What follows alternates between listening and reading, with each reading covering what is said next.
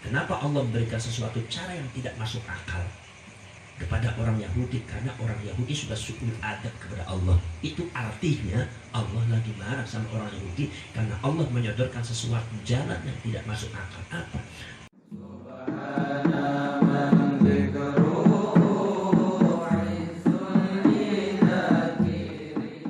Zamannya Nabi Musa itu pernah terjadi seperti ini.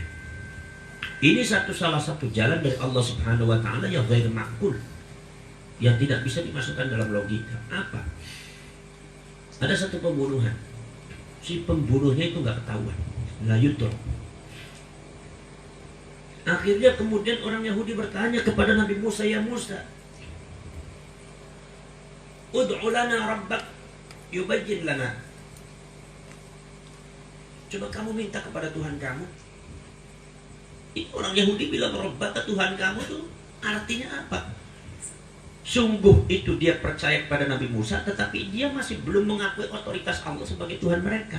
Dia hanya mengakui aja Tuhannya. Itu ada Tuhan-Tuhan itu Tuhan kamu, bukan Tuhan kami maksudnya. Kalau memang kamu tuh punya Tuhan yang maha kuasa, minta sama Tuhan kamu coba. Katanya Tuhan kamu maha kuasa. Ini ada pembunuhan, tidak diketahui. Tidak diketahui siapa pembunuhnya. Ada sekali. Kalau seumpama sebetulnya orang Yahudi itu adalah diciptakan oleh Allah, makhluknya Allah yang dihidupkan oleh Allah, tetapi tiba-tiba seumpama Allah mengutus Rasul, tapi orang Yahudi mengatakan berdoalah kepada Tuhan kamu Musa, seolah-olah Allah bukan Tuhan mereka. Marah Allah. Kalau seumpama ada di antara kalian seumpama mondok di An-Nadwa ini, seumpama Ibnu Aqil seumpama nyuruh siapa? Nyuruh Asam. Zam, coba tanya sama kiai kamu. Maksudnya ke saya sebenarnya, sama guru kamu. Kalau begini mana? Artinya ketika guru kamu berarti Ibnu Aqil tidak mengakui otoritas saya sebagai gurunya dia. Itu begitu sudah su'ul adab seperti itu. Itu wataknya orang Yahudi. Makanya Allah pun marah. Maka ketika Allah marah itu sungguh Allah mau menjelaskan siapa pembunuhnya, tapi tidak langsung.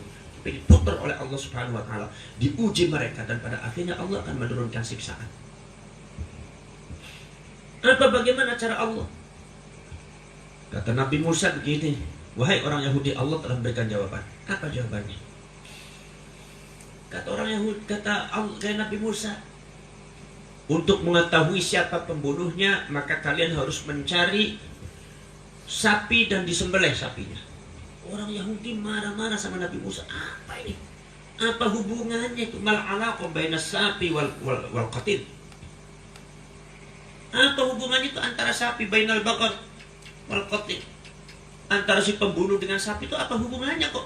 Diperintahnya begini. Makanya di situ ada ayat Al-Qur'an, atattakhuduna huzwa. Kamu itu gurau apa? Kok pertanyaannya begitu? Kok jawabannya seperti itu? Allah memberikan jawaban antazbahu baqarah. Kenapa sebabnya? Itu menunjukkan Allah itu tidak ridho. Allah itu lagi marah. Apa sebabnya? Ghadab. Kenapa marah? Karena orang Yahudi sungguh memerintahkan Nabi Musa untuk bertanya kepada Allah. Sungguh mereka itu ada percaya kepada Allah, perintah orang Yahudi, tapi apa nih perintah Nabi Musa? Tetapi orang Yahudi tidak mau mengakui otoritas bahwa Allah juga Tuhan mereka. Hanya Rabbak. Yang marah Allah itu. Makanya diputar oleh Allah, sengaja dipermainkan. Kamu yang permainkan. Saya ciptakan, kamu nggak mengakui saya Tuhan kamu. Kurang ajar kamu nih. Makanya kata Allah, sudah bagaimana? Berikan apa? Itu sapi. Nyembelih. Protes kan? Betul protes. Musa, masa apa hubungannya itu? Antara si pembunuh mencari pembunuh. Identifikasi orang yang membunuh dengan kok suruhnya beli sapi nih? Kamu tuh berbohong ya? Kamu itu guyon. Kata Nabi Musa, a'udzubillahi minal jahil, anakuna minal jahilin. Bukan, ini dari Allah, kamu kok nggak melakukan. Akhirnya baik kalau begitu. Kalau memang panjang itu betul dari Allah, betul dari Tuhan kamu, betul. Kamu mau melakukan enggak? Kalau mau ya udah, enggak ya udah. Katanya pengen tahu siapa pembunuhnya. Ya. Ada sekalian. Akhirnya kemudian cari sapi. Orang Yahudi belum melakukan, tanya lagi. Ya Nabi Musa, sapinya bagaimana? Sapi yang tua apa sapi yang muda? Coba tanya kepada Tuhan kamu. Lagi-lagi Tuhan kamu. Artinya kata Allah bilang sama Nabi Musa, katakan kepada mereka, sapinya tidak tua, tidak muda, sedang. Oh, yang sedang, ya. Kemudian bertanya lagi, ya Musa, tanya lagi kepada Tuhan kamu, apa warnanya apa? Ada yang putih, ada yang kuning, ada yang coklat, gimana? Kata Allah Subhanahu wa ta'ala jawab untuk mereka, warnanya adalah kuning. Kuningnya bagaimana? Apakah kuningnya itu adalah kuning yang mutlak atau kuning yang belang-belang atau kuning? Pokoknya yang kuning semua. La syata fiha, tidak ada warna lain kecuali kuning. Kuningnya itu kuning menyala. Tasurrun nadhirin, yang menyenangkan orang yang ketika melihatnya. Kemudian tanya lagi, ya Musa, kami mau tanya lagi. Tanya apa lagi? Ini sapinya sapi yang diangon, dibiarkan, atau sapi yang buat melukuk, yang jadi amil gitu. Kemudian kata Allah jawab kepada mereka, sapinya sapi yang kuat, bisa untuk beramal tetapi tidak ada asar amalnya. Dan juga kalau disaima, kalau dibiarkan juga tidak. Tapi yang jelas sapinya sapi kuat, sapinya yang bagus, tidak ada cacatnya. Oh gitu. Ya wis, kalau begitu ya kamu udah jelas. Kamu jelas begitu. Akhirnya dicarilah itu sapinya. Ada sekalian. Ini yang disebut dengan ilhah. Orang Yahudi itu ilhah. Neritil kalau kata orang punten. Apa bahasa Indonesia yang neritil? Tahu neritil kalian? Hah? Apa sih neritil? Bahasa Jerman kadang-kadang susah di Indonesia kan. Apalagi di Arab kan, di Indonesia juga susah. Yang neritil kami tenggelam. Kemelakaran itu nggak ada bahasa Indonesia. Kemelakaran itu. Apalagi sekarat kadal, nggak ada sekarat kadal bahasa Indonesia. Bahasa Indonesia sekarat kadal lah tuh. Neritil apa neritil? Neritil ya. Neritil ya neritil. Ilhah. Begitu neritil. Rewel. Tidak melakukan, tidak tanya terus. Ini yang mungkin. Akhirnya begitu dapat sapinya punya siapa? Punya seorang pemuda, di mana pemudanya itu sangat baik, berbuat baik kepada ibunya.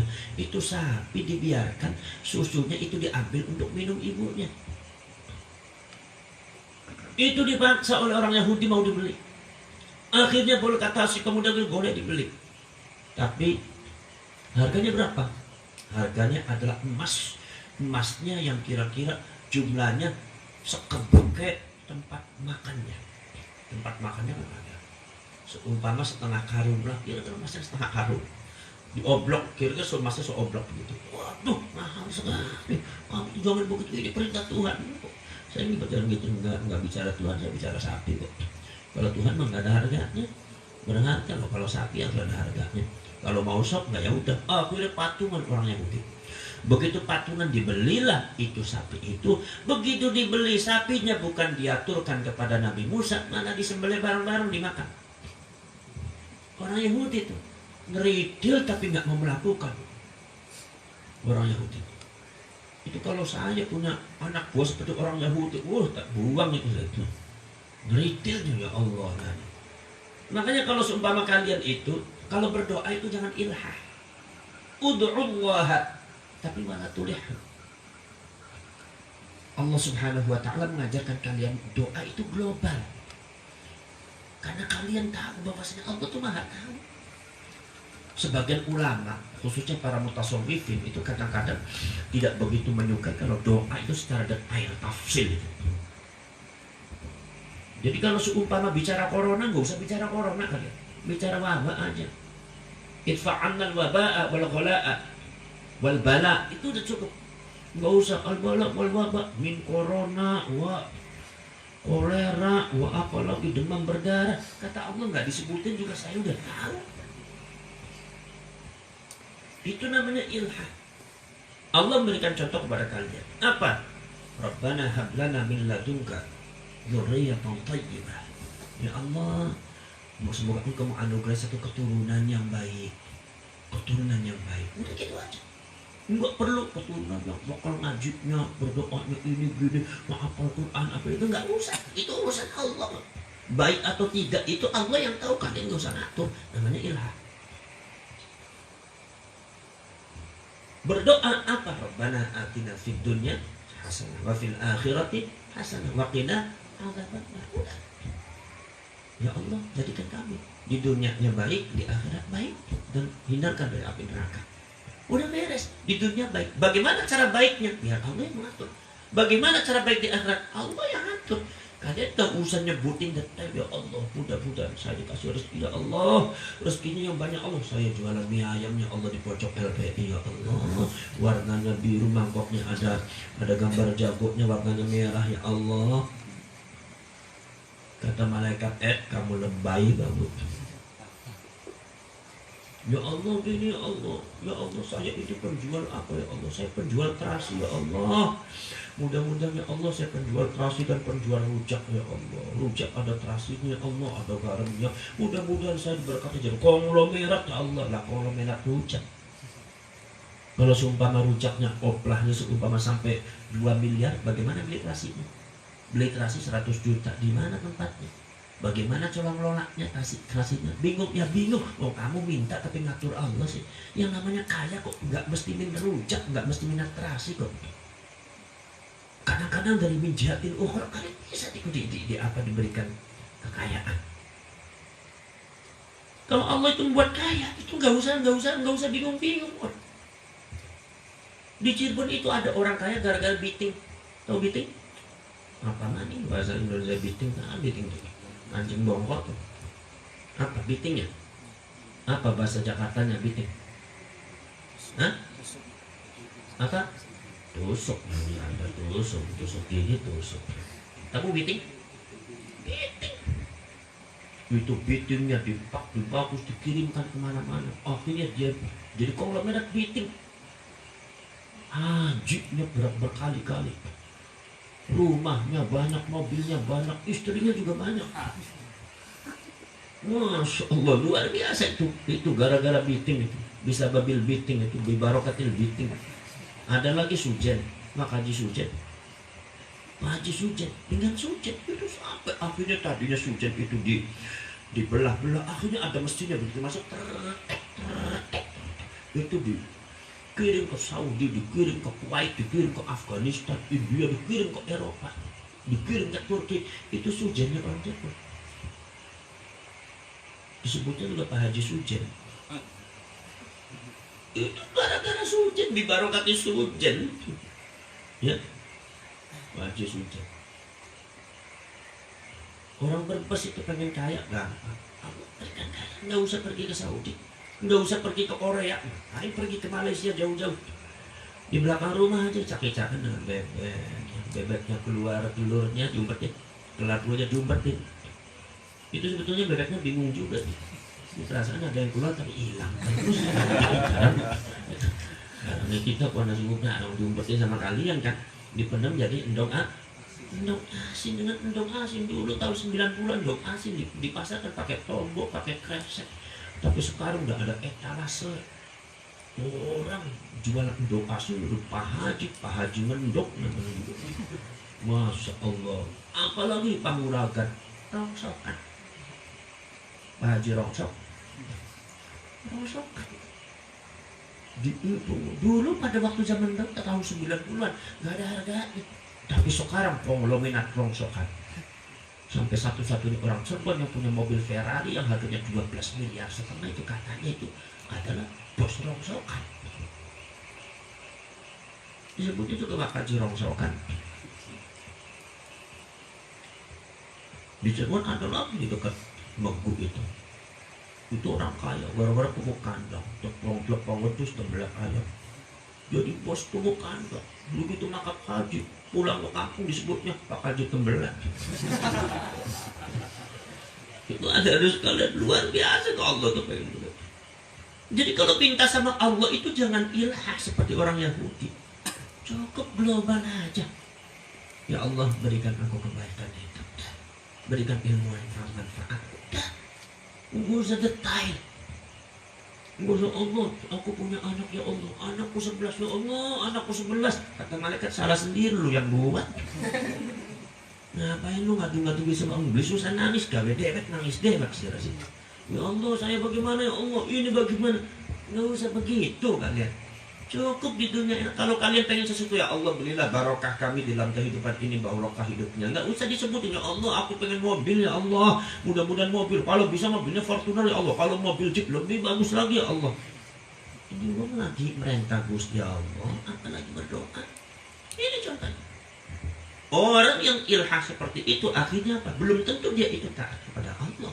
Contoh orang Yahudi, dia taat kepada Allah kurang, sementara dia itu ilhah ngeritil ketika ditanya, suruh bertanya. Nah, itu Nabi Musa ketika ketika diperintah oleh Allah, Nabi Musa diperintah bertanya, ternyata ilhah ngeritil terus. Wa ma kadu yaf'alun, mereka tidak pernah melakukan apa yang diperintahkan Allah oleh Allah, malah disembelih sapinya. Biasanya orang-orang yang ngeritil itu orang-orang yang tidak suka taat kepada Allah. Jadi kali-kali berdoa ngeritil itu biasanya nggak taat sama Allah, itu biasanya sembahyang biasa-biasa aja. Ya subuhnya kawanan gitu lah biasanya. Kalau orang subuhnya kawanan, sembahyangnya dirangkap-rangkap, dijamak bukan. Masa dijamak ya orang lagi dimukim kok dijamak. Mulai kadang-kadang zuhur, asar, maghrib, isya, subuh, itu digandeng semua. Namanya dijamak gandengan. Usolli fardhu dhuhri wal asri wal maghrib wal isya'i gandengan lillahi ta'ala. Itu ini syariat baru, ini istihadnya imam baru itu. Itu ada sekalian. Boleh. Allah mengajarkan kepada kita doa itu global aja. Udah dipasarkan kepada Allah. Kalian minta kehidupan baik, ya udah baik apa kata Allah. Kalian tuh mau apa aja bisa kok. Allah tuh mau apa aja bisa, dan hanya Allah yang tahu apa yang baik menurut kalian. Dan Allah mengatakan wa asa an takrahu syai'an wa huwa syarrul lakum. Kadang-kadang kalian menyukai sesuatu tapi itu tidak baik untuk kalian. Wa asa an tuhibbu syai'an fa huwa khairul lakum. Fa huwa syarrul lakum. Kadang-kadang itu kalian cinta kepada sesuatu tetapi itu enggak baik. Kadang-kadang kalian tidak suka kepada sesuatu tapi itu baik. Jadi yang tahu baik untuk menurut kalian itu Allah. Kalian tuh bakal jadi konglomerat dari mana? Enggak mesti dari yang kalian hadapi. Kalian punya pangkalan, jualan kusen, jadi pakar di kusen. Apa mesti kalian konglomerat dari kusen? Tidak. Bisa jadi Allah memberikan konglomerat daripada segi yang lain. Yang penting apa? Ini ada sekalian. Akhirnya ada sekalian, sebetulnya kata Rasulullah SAW, itu sapi, kalau seumpama mereka itu menyembelih sapi apa saja sebetulnya Allah itu mengizinkan asal menyembelih sapi. Tapi kalau mereka ilhah, mereka tasaddud kepada dirinya sendiri, maka Allah pun memberikan beban kepada mereka. Fasaddadallah, maka Allah pun memberikan beban kepada mereka. Ini bahayanya ilhah, akan diberatkan oleh Allah Subhanahu wa ta'ala. Maka kata Rasulullah mengatakan, sesuatu yang tidak Allah jelaskan jangan tanya, laksanakan. Wa idza amartukum bi syai'in faf'alu minhu mastata'tum. Kalau saya perintahkan kepada sesuatu kepada kalian semua, maka laksanakan semampunya. Mastata'tum, semampunya. Enggak usah tanya bagaimana, enggak usah banyak tanya. Ini kayak orang Yahudi, tanyanya doang akhirnya ngelakuin enggak. Bahkan kalau seumpama hukum ditanya terus, malah akhirnya Allah akan memberatkan kepada kalian. Udah laksanakan semampunya. Apa yang kalian ketahui akan diterima oleh Allah. Yang tidak kalian ketahui dan belum ditanyakan oleh Allah, Allah akan memaafkan kalian. Beres, udah itu enak. Itu adanya sekalian. Sebetulnya kalau seumpama ketika Inna Allah Ta'ala ya'murukum an tasbahu baqarah, sapi, sapi apa aja, salah ada sapi sebenarnya itu bisa. Tapi kalau mereka bertanya warnanya apa, umurnya berapa, bagaimana sifatnya, ya Allah berapa. Sebetulnya kalau itu sapi itu disembelih, ada sekalian. Apa sapi itu ada, begitu sapi itu sudah ada, itu maka buntut sapi itu dikepretkan kepada orang yang dibunuh, seperti yang dibunuh, maka orang bunuh itu akan hidup sebentar dan akan menjelaskan yang membunuh saya adalah ini. Kenapa Allah memberikan sesuatu cara yang tidak masuk akal kepada orang Yahudi? Karena orang Yahudi sudah suul adab kepada Allah. Itu artinya Allah lagi marah sama orang Yahudi karena Allah menyodorkan sesuatu jalan yang tidak masuk akal. Apa? Menyabetkan buntutnya atau lisannya, hilate. Sapi itu disabetkan kepada orang yang sudah mati maka akan hidup. Itu hanya wasilah, tetapi wasilah tidak masuk akal. Kenapa jalannya tidak masuk akal? Allah marah. Kenapa Allah marah? Karena mereka tidak mengakui, karena mereka tidak mengakui otoritas Allah sebagai Tuhan mereka. Hanya Rabbak, Tuhannya Nabi Musa. Padahal sudah Allah Tuhan. Coba kalau seumpama orang Yahudi mengatakan, ya Musa, ud'u Rabbana, ud'u lana Rabbana. Ini si ud'u lana Rabbak. Mintalah kepada Tuhan kami untuk kami, Tuhan kamu untuk kami. Mintalah untuk kami, Tuhan kamu. Coba kalau ud'u lana Rabbana. Coba ya Musa, doakan kepada Tuhan kita. Bagaimana? Itu akan lain. Allah Subhanahu wa ta'ala pasti akan memberikan jalan yang lebih bijak dan lebih masuk akal. Tapi memang Allah memberikan satu jalan yang tidak masuk akal. Kenapa? Karena suul adabnya orang Yahudi kepada Allah Subhanahu wa ta'ala, sungguh bertanya kepada Allah, minta kepada Nabi Musa untuk mempertanyakan kepada Allah. Sisi kepercayaan dalam masalah ini ada, tetapi mereka tetap tidak mengakui otoritas Allah sebagai Tuhan mereka. Ini yang kurang ajar. Paling kurang ajaran orang meminta bantuan kepada seseorang sementara kalian tidak pernah mengakui kebaikan dan kepemimpinan orang, otoritas orang tersebut. Kalian jangan seperti itu. Kalau kalian berbuat sesuatu kepada seseorang yang memang orang itu punya otoritas, harus kita akui. Jangan sampai tidak diakui. Afatatma'una ayyu'minu lakum wallahu a'lam bishawab. Al-Fatihah.